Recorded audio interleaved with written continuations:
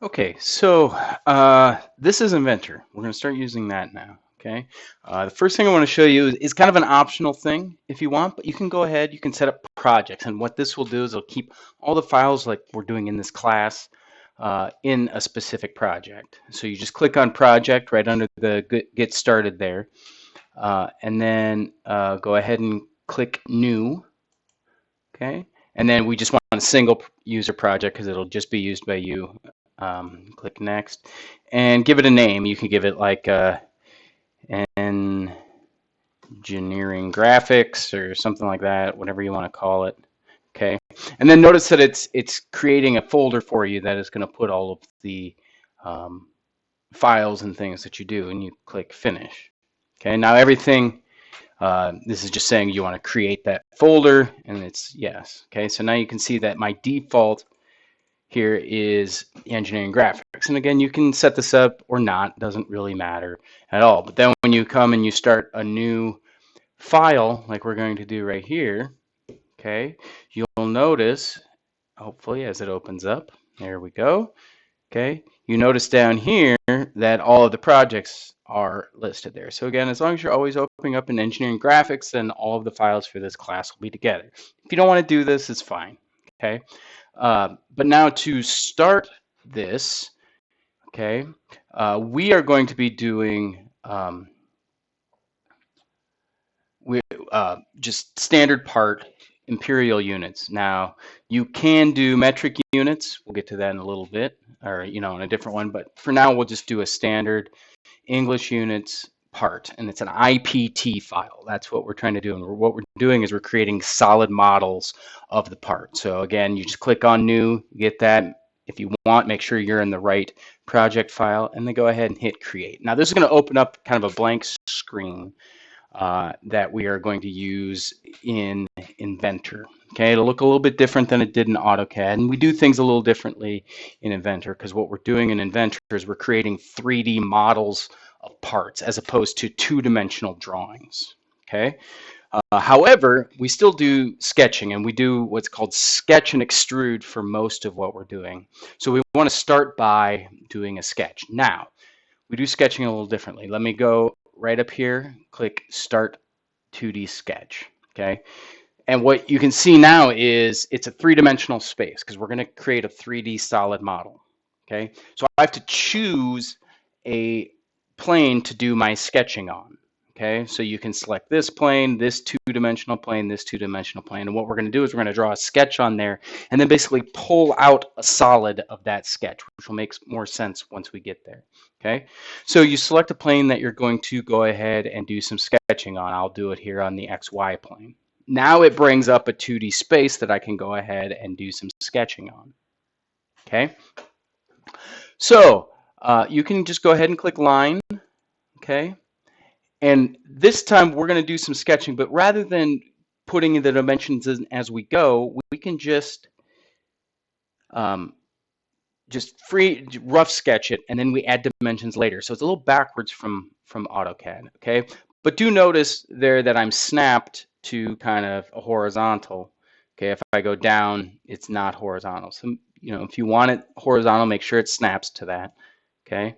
And then same thing with vertical or perpendicular like it is here, okay, if you want to snap like that. Okay, but I could go at some angle if I want to. Okay, again, I can snap.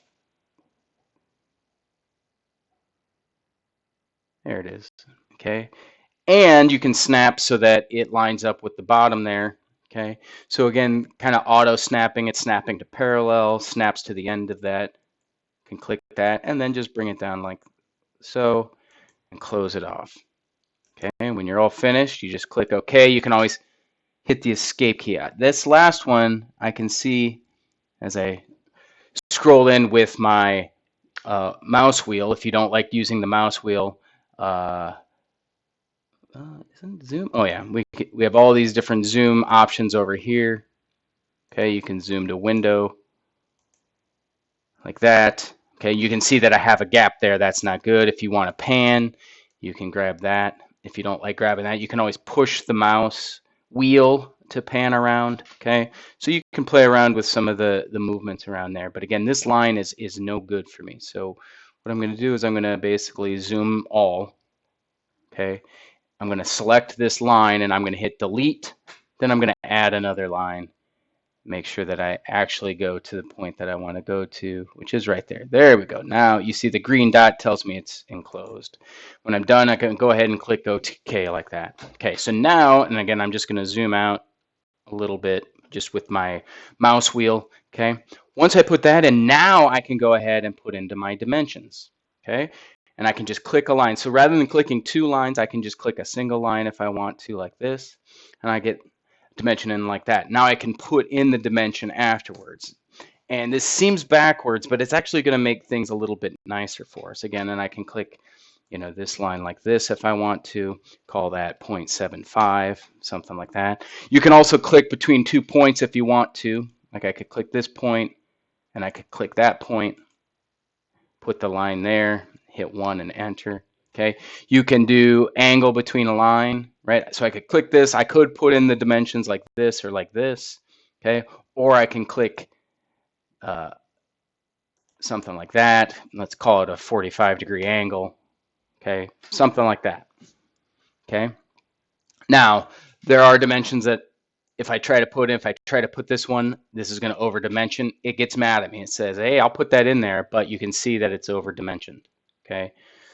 I could put this line in here, but again, it's going to be over dimensioned.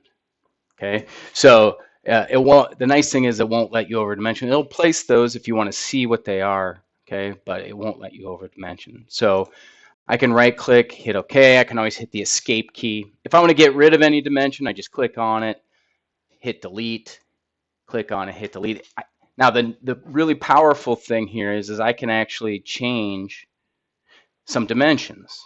Okay, so for example, I can double click on this guy, bring this up, and if I want it to be a 0.5 dimension instead, and it will update that dimension for me, as opposed to having to redraw the whole thing. Again, to do that, you just double click on it, 0.6 or whatever it is, like that, and you can put the dimensions. So it's a little different than AutoCAD in that we kind of do a rough sketch, then add dimensions. Okay, but then a nice thing is I can easily make changes as necessary. Okay, so now that I've got this sketch, I'm going to go ahead and hit finish sketch. Now what I'm going to do is I'm going to extrude this. So I click this extrude button. And what it's going to do is it's going to take that cross-sectional area, okay, and basically pull it out some distance, right? So I've got 1 inch here. I could pull it out 1.5 inches if I want. I can choose the direction that I go, or I can go kind of half in, half out, whatever I want to do. Okay. So I've got that. I can go ahead and click OK on that.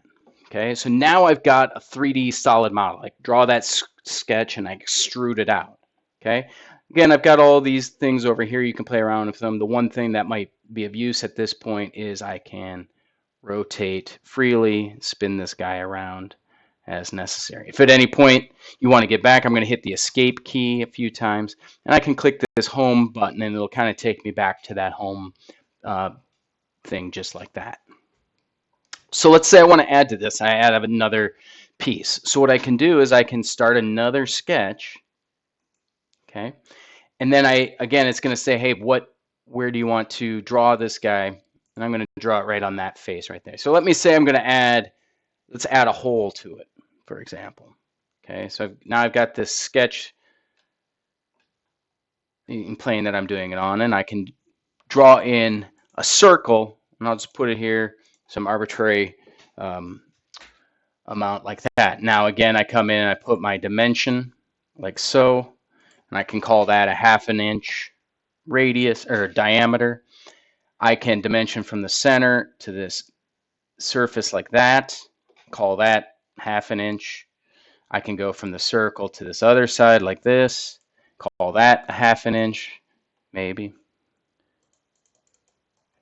Highlight that, 1/2 inch. Okay, and then again, the nice thing is, if I escape out a few times, I can always change this, right? So instead of a 1/2 inch, it's actually 0.4 inches, and it'll make the change just right for me like that. Okay, give me a second while I make sure that I've done everything so far. Yep. Okay, so now I can go ahead and I can finish this sketch. Okay, now I want to go to extrude again, but now this time it'll automatically choose my thing like that. Okay, and again, it's adding a cylinder onto it. Okay, so I could change the dimension to 0.5 or whatever. Okay, and what I'm doing here is I'm joining this. So I can click OK on it, and I get a piece like that. Now, instead of doing that, maybe I wanted to cut it. Okay, but I've already done my extrusion. Okay, notice over here, it's done extrusion 1, extrusion 2. I can right click on, say, extrusion 2, and I can go ahead and edit the feature. It'll bring that extrusion piece back up, and I can switch this to cut.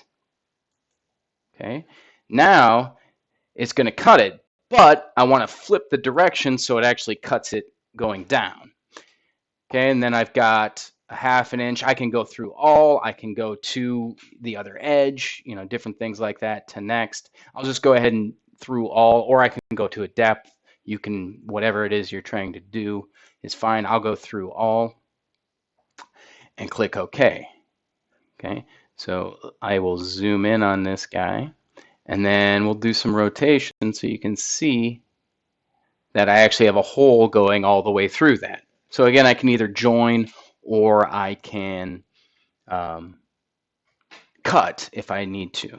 Okay. Again, I can always go back to that guy, escape out. Okay. And again, over here, let's say I wanted to make a change to a sketch that I had. I can go click on this, and then rather than edit the feature, I can actually go in and edit the sketch if I want to. And I get back to this sketch right here, where let's say instead of 0.6, let's make it 0.9, something kind of obvious that will happen in there.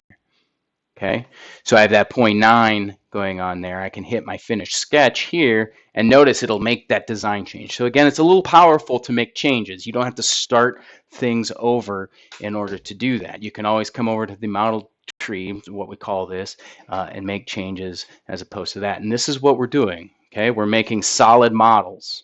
Okay, kind of 3D virtual models that we're doing here. Okay, when you're done, you can go ahead and save. Again, it'll save it to that project that you created. You don't have to do that, but it can be helpful. You'll save it as an IPT file, which stands for Inventor part, and that's what you will submit for the labs moving forward. So that's how Inventor works. Again, sketching, extruding, and again, sketching, we do a rough sketch dimension afterwards. And then do those extrusions. We can do negative or cuts or joins, all sorts of things like that.